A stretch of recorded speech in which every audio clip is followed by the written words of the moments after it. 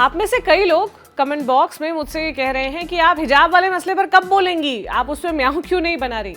तो दोस्तों, हमने इस पर म्याऊं इसलिए अभी तक नहीं किया है क्योंकि हमारे न्यूज़ शोज में लगातार इस मसले पर डिस्कशन हो रहा है, चाहे वो हमारा सिग्नेचर ललन टॉप शो हो, दुनियादारी हो या और भी शोज हो। लेकिन हिजाब वाले मसले में बात अब हिजाब से आगे चली गई है, या यूं कहें कि इधर उधर निकल गई है। कहाँ तो ये धर्म और चॉइस का मसला के नाम से ये शुरू हुआ था, और कहाँ अब इस पर बोलने वालों की पाकिस्तान और अफगानिस्तान की टिकट कटाई जा रही है। कैसे, वो भी आपको बताऊंगी। ये मामला क्या है आपको पता होगा, फिर भी मैं ब्रीफ में बता देती हूँ। उडुपी जिले के कुंडापुर स्थित सरकारी इंटर कॉलेज की 6 लड़कियां दिसंबर 2021 से प्रोटेस्ट कर रही हैं कि उनके हिजाब पहनकर क्लास में उन्हें बैठने दिया जाए। उनका कहना है कि हिजाब पहनना उनके धर्म की स्वतंत्रता के दायरे में आता है।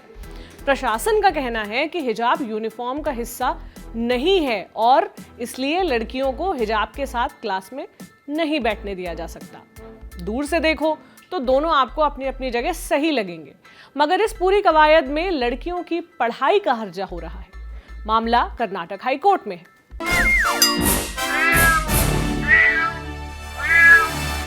हाय, मैं प्रतीक्षा हूं और आप देख रहे हैं ऑर्डिनरी का स्पेशल शो म्याऊं। इधर उधर की बात नहीं करेंगे, सीधे पॉइंट पर आएंगे। कर्नाटक में हिजाब को लेकर जारी बहस के बीच अब पाकिस्तान, अफगानिस्तान जैसे पड़ोसी देशों का नाम खींचा जाने लगा है। एक्ट्रेस कंगना रनौत ने इंस्टाग्राम पर स्टोरी लगाई। उसमें उन्होंने लिखा, ताकत दिखानी है तो अफगानिस्तान में बुर्का ना पहनकर दिखाओ, आजाद होना सीखो, खुद को कैद करना नहीं। बीजेपी विधायक बासनगौड़ा पाटिल यत्निल ने मैसूर में कहा, आज ये हिजाब की मांग कर रहे हैं, कल स्कूल में मस्जिद की डिमांड करेंगे। रोज कोई नई मांग लेकर आएंगे। उन्हें सपोर्ट करना एंटी नेशनल है। ये भारत है, हमें भारतीय संस्कृति का पालन करना चाहिए। हमने तुमको पाकिस्तान दिया है, अगर अपने इस्लामिक अधिकार चाहिए तो पाकिस्तान चले जाओ। यहाँ रहना है तो संविधान को, भारतीय संस्कृति को मानना होगा। अब कंगना और विधायक महोदय दोनों ये बात भूल रहे हैं कि भारत एक लोकतांत्रिक देश है जो संविधान में तय नियमों से चलता है। संविधान ये सुनिश्चित करता है कि यहाँ रहने वाले हर धर्म के व्यक्ति को धार्मिक स्वतंत्रता का अधिकार मिले। संविधान हर नागरिक को आजादी देता है कि वो कानून के दायरे में रहते हुए अपने अधिकारों की मांग के लिए प्रोटेस्ट कर सकता है। और रही बात भारतीय संस्कृति की, तो इसकी परिभाषा से गंगा जमनी तहजीब का चैप्टर कब और कैसे गायब कर दिया गया है, मैं जानना चाहूंगी।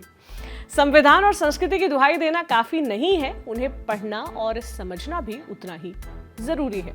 इस वक्त अफगानिस्तान में तालिबान का शासन है, जिसका इंडिया में की डेमोक्रेसी से कोई कंपैरिजन नहीं हो सकता। अगस्त 2021 में जब भारत अपनी आजादी के 75वें साल में प्रवेश कर रहा था, तब अफगानिस्तान में तालिबान औरतों को तालों में बंद कर रहा था, उनकी नौकरियां छीन रहा था, उनका बलात्कार किया जा रहा था, हक की आवाज उठाने पर उनकी हत्या कर दी जा रही थी।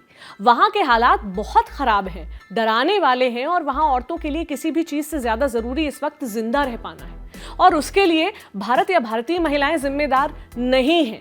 तो एक रिग्रेसिव सिस्टम में हो रहे अत्याचार को भारत की करंट सिचुएशन से जोड़कर भारत को उस ओर मत धकेलिए।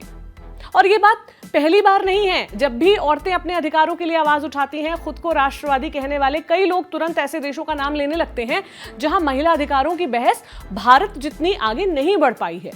पसंद के कपड़े पहनने हैं, पाकिस्तान में ये बोलकर देखो। संसद में बराबर रिप्रेजेंटेशन चाहिए, मिडिल ईस्ट में जाकर देखो, वहां तो रेप का आरोप भी बिना पुरुष गवाह के औरत नहीं लगा सकती। तो भाइयों और बहनों, इट्स हाई टाइम कि हम थोड़ा अपने दायरे को बढ़ाएं। और भी देश हैं दुनिया में, पाकिस्तान, अफगानिस्तान के सिवा। यूनाइटेड नेशंस की लिस्ट के मुताबिक 195 टू बी प्रिसाइज। इनमें से ऐसे देशों से अपनी तुलना करें जो जेंडर के मुद्दों पर हमसे कहीं आगे खड़े हैं, उनकी तरह बनने की कोशिश करें। जैसे नेदरलैंड्स के प्रधानमंत्री जसिंडा आर्डन अविवाहित हैं, एक बच्चे की मां हैं। प्रधानमंत्री रहते हुए उन्होंने 6 महीने की मैटरनिटी लीव भी ली थी। वहां पब्लिक और प्राइवेट लाइफ के अंतर को रिस्पेक्ट करना जनता बखूबी जानती है। और भारत में क्या होता है, नुसरत जहां को ट्रोल किया जाता है क्योंकि उन्होंने शादी के बाहर बच्चा पैदा किया। उत्तर प्रदेश में चुनाव लड़ रही महिला उम्मीदवारों की बिकिनी वाली फोटोज और डांस वीडियोस वायरल किए जाते हैं, ये मैसेज देने के लिए कि ये क्या कुर्सी संभालेंगी। Rwanda, Cuba, UAE, Costa Rica, Finland, Sweden, South Africa, Mexico जैसे देशों की संसद में 45% से ज्यादा महिलाएं हैं।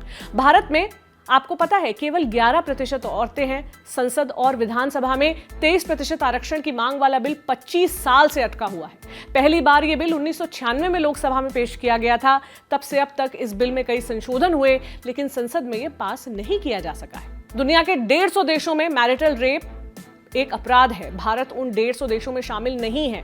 भारत में मैरिटल रेप की बहस में जनता और जिम्मेदार तर्क ये देते हैं कि ये पश्चिम की हवा का असर है। पतियों को जेल में डालने का एक और रास्ता मिल जाएगा। शादी की संस्था के लिए खतरनाक। हमें ये नहीं मानना चाहिए कि सारी शादियों में हिंसा होती है और सारे पुरुष रेपिस्ट होते हैं वगैरह वगैरह। उनको समझ ही नहीं है कि शादी के अंदर होने वाली जबरदस्ती एक महिला के लिए उतना ही डरावना है जितना शादी के बाहर होने वाला उसका रेप। ह्यूमन राइट्स कैंपेन की एक रिपोर्ट बताती है कि दुनिया में 29 देश ऐसे हैं जहां समलैंगिक शादियां लीगल हैं। क्या इनमें भारत है? नहीं।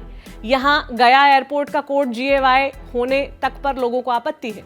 लोगों को यह संस्कृति का अपमान लगता है।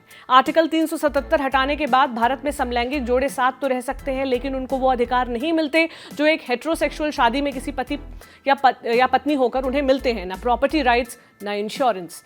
उनके पास तो 2 वक्त का खाना भी नहीं है। वो तो फटे जूतों में स्कूल आता है। Appreciate what you have, count your blessings. ये सब नैतिक शिक्षा की क्लास में पढ़ाया जाता है। उसी क्लास में ये भी बताया जाता है कि हमारे खुद के ग्रोथ के लिए ज़रूरी है कि हम अपने से बेहतर कर रहे लोगों को देखें और उनसे सीखें। खुद से पीछे चल रहे शख्स की तुलना में हम आगे हैं, इसका ये मतलब नहीं कि हम जहां हैं वहीं रुक जाएं या उसका साथ देने के लिए पीछे की तरफ जाने लगे, बल्कि हमें तो आगे बढ़ने के लिए पीछे वाले को खींचने की कोशिश पर जोर देना चाहिए। ये मेरी राय है। आपकी क्या राय है? कमेंट बॉक्स में बताइएगा। आपसे मुलाकात होगी अब अगले हफ्ते यानी सोमवार को। आप अपना ख्याल रखें। शुक्रिया।